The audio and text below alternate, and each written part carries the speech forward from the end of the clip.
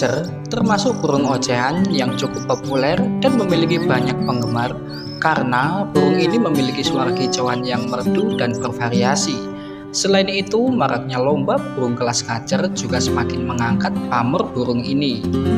Meskipun saat ini popularitas burung kacer agak redup dan harga jual di pasaran pun mengalami penurunan yang cukup signifikan, namun masih ada kemungkinan popularitasnya akan kembali naik dan harganya pun akan kembali normal. Banyaknya penggemar burung kacer tentu bisa menjadi peluang bisnis bagi para peternak untuk mendapatkan tambahan penghasilan dengan cara menangkarkannya. Banyak kicomania yang lebih memilih untuk merawat burung kacer ternak karena minim resiko kematian, lebih mudah dibentuk, lebih jinak, dan lebih cepat gacor. Selain itu, jika membeli burung kacer di penangkaran, kita bisa memprediksikan kualitas dengan melihat kualitas indukannya.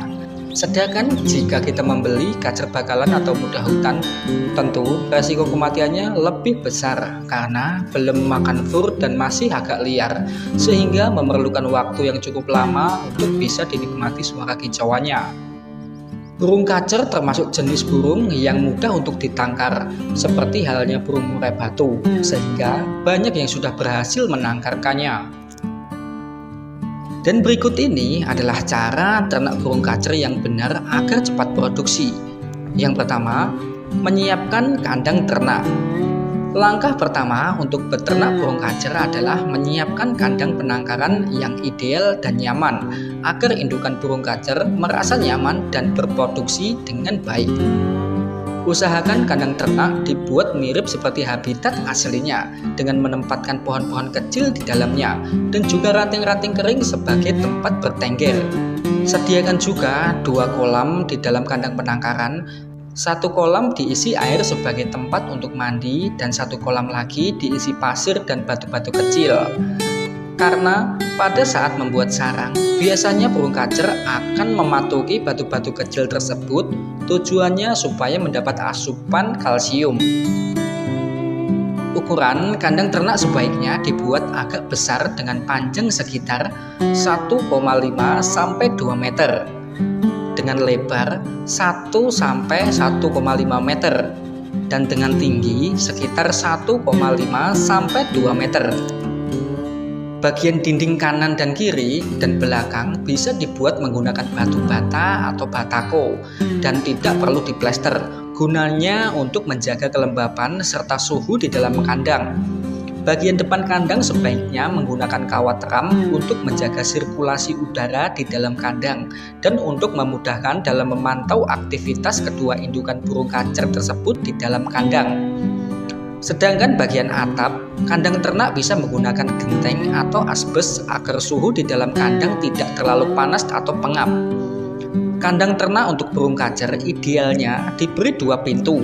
1 pintu untuk memasukkan pakan dan air minum, sedangkan 1 pintu lagi digunakan untuk memasukkan burung ke dalam kandang ternak dan untuk mengambil anakan burung kacer jika sudah menetas.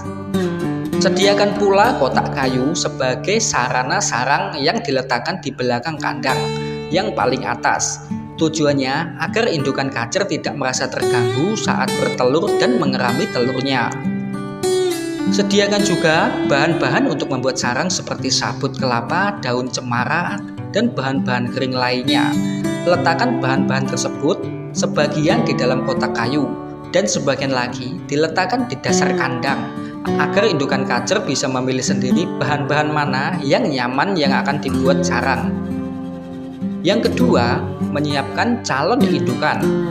Setelah kandang ternak disiapkan, langkah berikutnya adalah memilih calon indukan burung kacer. Agar lebih efektif, sebaiknya pilihlah calon indukan burung kacer yang siap produksi. Idealnya, indukan burung kacer jantan berusia 2 tahun, sedangkan indukan kacer betina minimal berusia sekitar 1 tahun. Pilihlah burung kacer yang memiliki kualitas suara yang bagus, memiliki postur tubuh yang ideal, dan memiliki mental factor yang tangguh, agar dapat menghasilkan keturunan yang berkualitas pula. Pemilihan calon indukan sangat berpengaruh pada keberhasilan ternak burung kacer. Jadi, sebaiknya pilihlah calon indukan yang sudah jinak dan tidak takut orang, agar nantinya indukan burung kacer tidak mudah terganggu ketika mengerami telur-telurnya. Jika burung kacer yang dijadikan indukan masih giras, maka nantinya akan mudah terganggu dan stres. Akibatnya, proses pengeraman telur menjadi tidak optimal karena indukan kacer sering meninggalkan sarangnya, bahkan bisa sampai memecahkan telurnya sendiri dan membuangnya. Yang ketiga adalah proses penjodohan. Setelah mendapatkan calon indukan burung kacer yang berkualitas, langkah berikutnya adalah menjodohkan kedua calon indukan tersebut jika belum berjodoh. Caranya dengan menempatkan jantan dan betina didekatkan agar saling mengenal. Biarlah keduanya dalam posisi tetap berdekatan dalam kandang terpisah sekitar 1-2 minggu, sambil terus dipantau perkembangannya. Tanda-tanda kacer yang sudah berjodoh antara lain: kacer jantan sering berkicau lebih keras dan biasanya kacer betina akan menyautinya. Yang kedua, kacer betina sering terlihat gelisah dan selalu berusaha mendekati kacer jantan. Yang selanjutnya, pada saat tidur, keduanya akan mengambil posisi saling berdekatan. Setelah melihat tanda-tanda tersebut, maka kedua calon indukan burung kacer bisa mulai disatukan di dalam kandang penangkaran. Namun harus tetap diawasi agar tidak terjadi hal-hal yang tidak diinginkan. Karena tanda-tanda di atas belum menjamin bahwa kedua calon indukan kacer tersebut sudah berjodoh. Jika setelah dipindahkan ke dalam kandang penangkaran, ternyata kedua masih saling kejar-kejaran atau berkelahi, berarti keduanya belum berjodoh.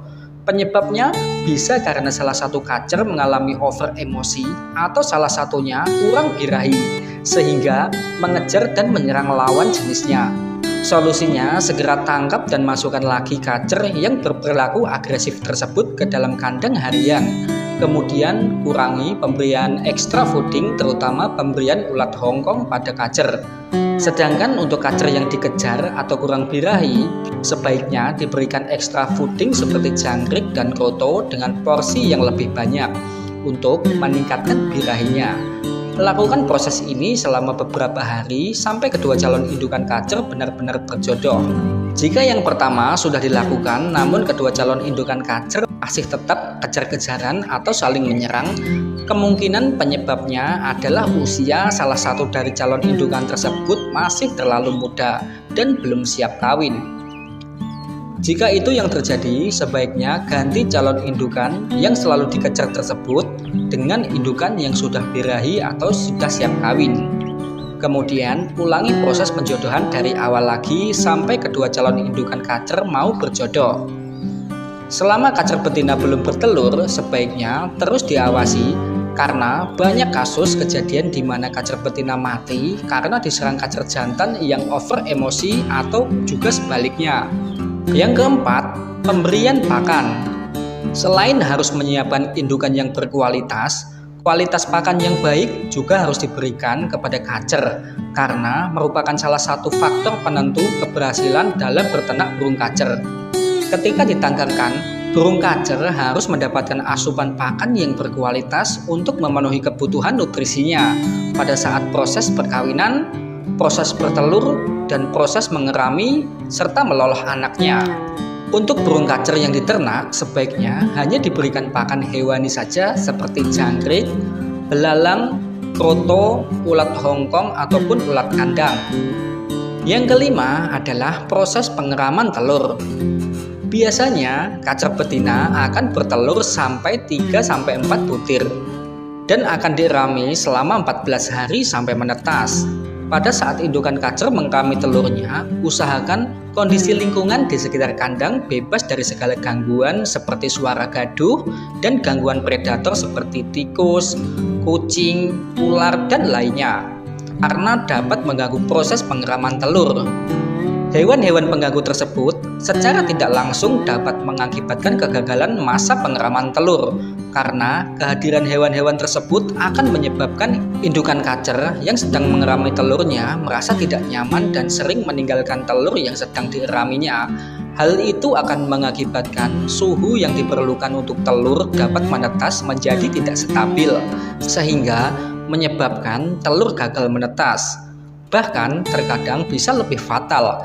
Indukan kacer bisa merusak sarangnya dan memakan telur-telurnya sendiri. Pada saat indukan burung kacer mengerami telurnya, sebaiknya porsi pemberian ekstra fooding seperti jangkrik, ulat Hongkong dan lainnya bisa dikurangi karena jenis pakan hidup tersebut sangat berpotensi memicu sifat agresif burung kacer, terutama pemberian ulat Hongkong pada saat cuaca panas. Porsi pemberian jangkrik dan kroto diperbanyak dari porsi hariannya pada saat masa pengeraman memasuki usia ke-12 hari, karena umumnya telur kacer akan menetas pada usia ke-14 hari atau 15 hari.